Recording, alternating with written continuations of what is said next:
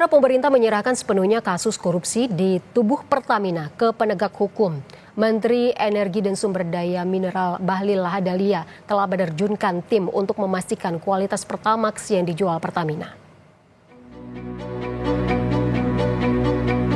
Kejaksaan Agung menetapkan 2 orang tersangka baru terkait dugaan korupsi tata kelola minyak mentah di PT Pertamina di 2018 hingga 2023.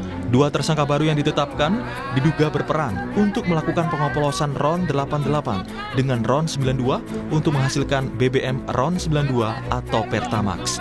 Artinya, hingga saat ini total ada 9 tersangka yang telah ditetapkan, di mana 6 diantaranya adalah petinggi di Pertamina.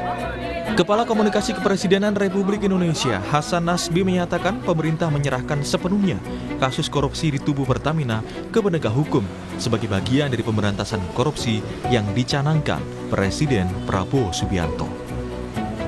Kita mendukung langkah-langkah penegakan hukum yang dilakukan oleh Kejaksaan, karena ini juga merupakan bagian dari yang dicanangkan oleh Presiden Prabowo, yaitu memerangi korupsi.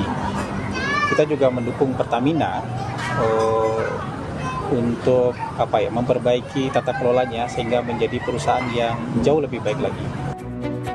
Sementara itu, Menteri Energi dan Sumber Daya Mineral Bahlil Lahadalia menerjunkan tim untuk memastikan kualitas Pertamax yang dijual Pertamina.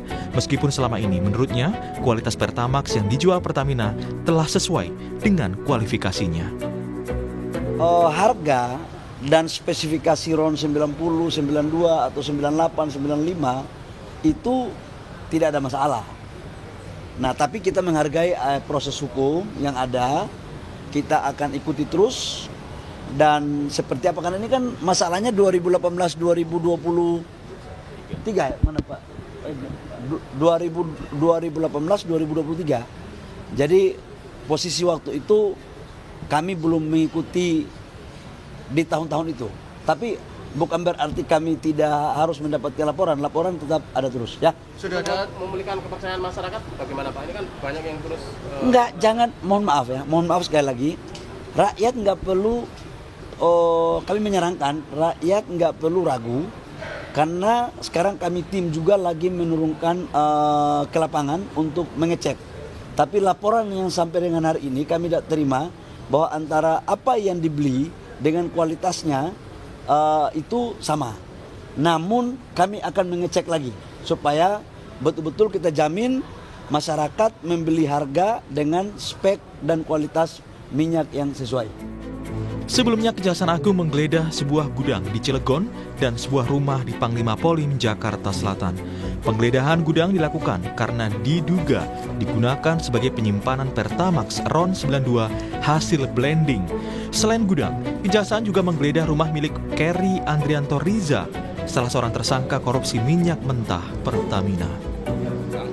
Ya, per hari ini bahwa sejak tadi pagi penyidik sudah melakukan upaya penggeledahan juga di Cilegon, di kota Cilegon ya, di satu tempat yaitu PT OTM ya, yang diduga sebagai storage atau tempat depo ya, yang menampung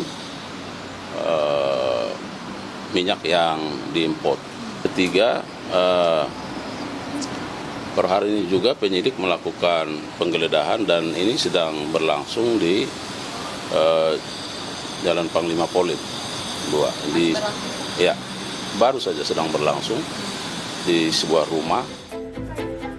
Hingga kini, total ada 9 orang yang ditetapkan tersangka. Jaksa Agung menyebut kerugian negara dalam korupsi Pertamina mencapai 193,7 triliun rupiah untuk 1 tahun. Sementara korupsi tersebut telah berjalan selama 5 tahun. Tim Liputan, Kompas TV.